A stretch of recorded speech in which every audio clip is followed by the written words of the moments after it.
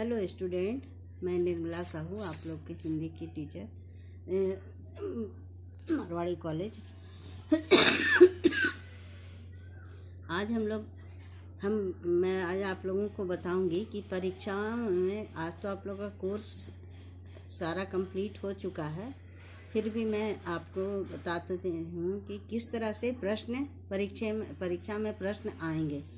तो पहला जैसे आता है आपका अपठित बोध, अपठित गद्यांश और काव्यांश, ये दोनों मिला करके 20 नंबर के होंगे। जैसे 10 नंबर का गद्य रहेगा और 10 नंबर का पद्य रहेगा, तो 10 नंबर के पद्य में नीचे गद्य में भी 5 क्वेश्चन दिए हुए रहेंगे। उस गद्य को ध्यान से पढ़ करके उसमें से ही आंसर आपको निकाल के लिखना है, 5 क्वेश्चन का।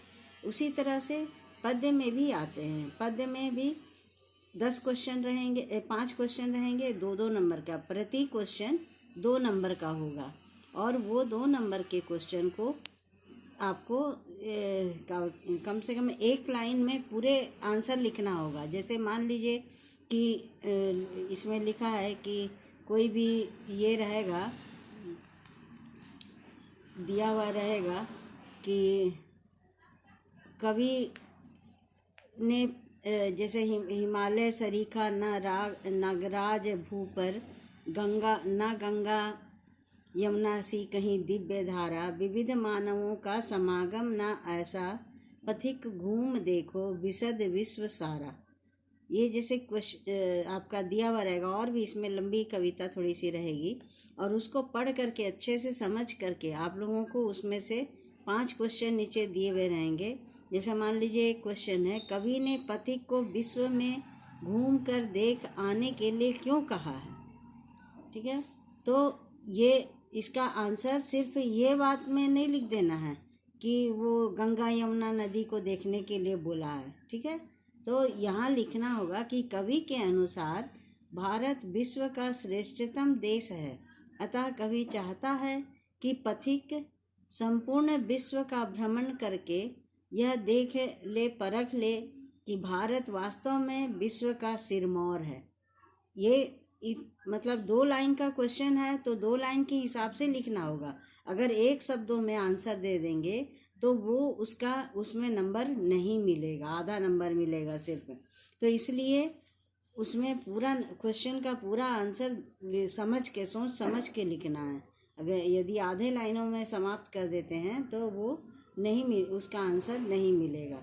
फिर जैसे आगे क्वेश्चन है कि न आकाश ऐसा न मधुमास ऐसा, नहीं सूर्य ऐसा ना है चंद्र ऐसा, ना फसलें यहाँ सी कहीं लहलहाती, ना सावन ना फागुन ना ऋतु चक्र ऐसा, ना है वेद सी दिव्य अनुपम ऋचाएं, ना बलिदान की हैं कहीं ये कथाएं, ना इतिहास ऐसा ना भूगोल ऐसा, मनुज धर्म है क्या चलो हम बताएं।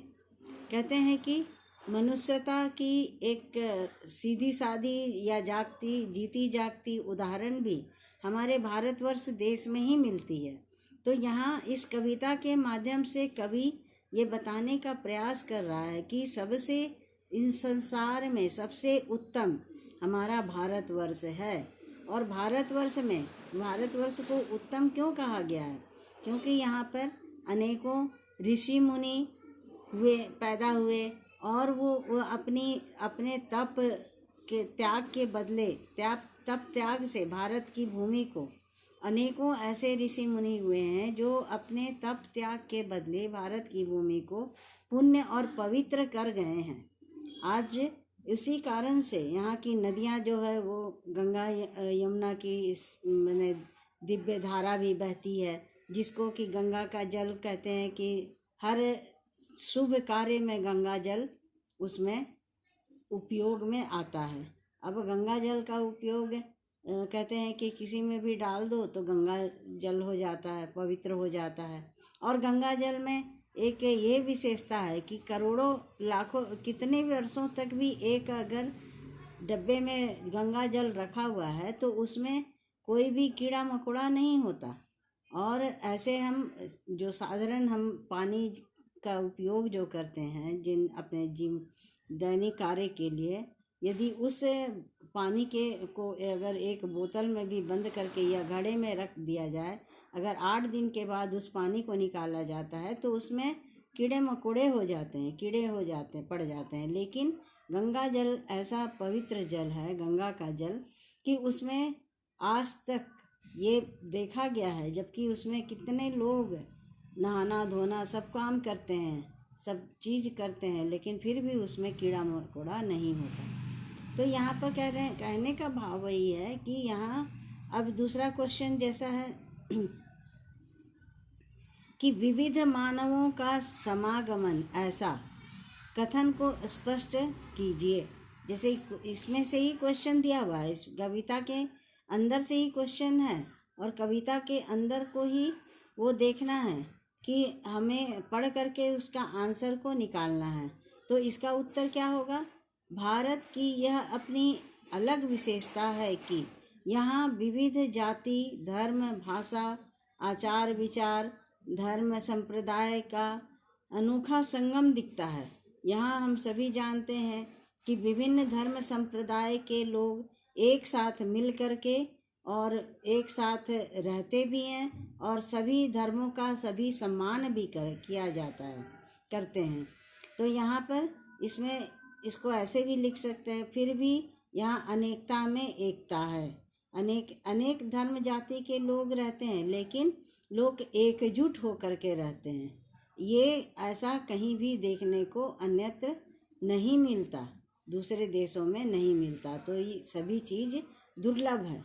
तो इतना आंसर लिखना पड़ेगा, नहीं तो आपको 2 नंबर उसमें नहीं मिलेंगे, 1.5 नंबर भी नहीं मिलेगा, आधा नंबर मिलेगा अगर थोड़ा शब्दों में हम उत्तर दे देते हैं।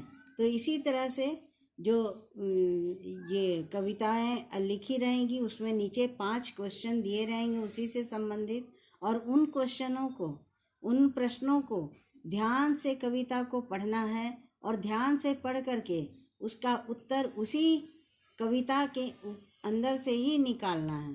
तो ये हमारा हो जाएगा 10 नंबर का क्वेश्चन है। तो कम से कम भी अगर कितनी भी स्पेलिंग मिस्टेक होगी तो 2 नंबर या 3 नंबर कट के आपको 7 नंबर तो ज़रूर मिलेगा, अगर आप लोग अच्छे से क्वेश्चन का आंसर दीजिएगा तो।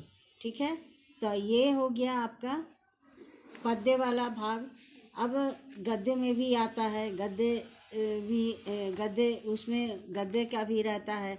जैसे एक पैरा गद्य का कहीं से भी उठा के दे देगा और उसके नीचे क्वेश्चन 5 उसी से संबंधित क्वेश्चन रहेंगे। ठीक है, जैसे यहाँ देखिए एक गद्य का उदाहरण भी मैं आपको देती हूँ। तो ये गद्य का उदाहरण ठीक है आज दूसरे दिन देंगे। ठीक है, आज यहीं समाप्त करते हैं इसको।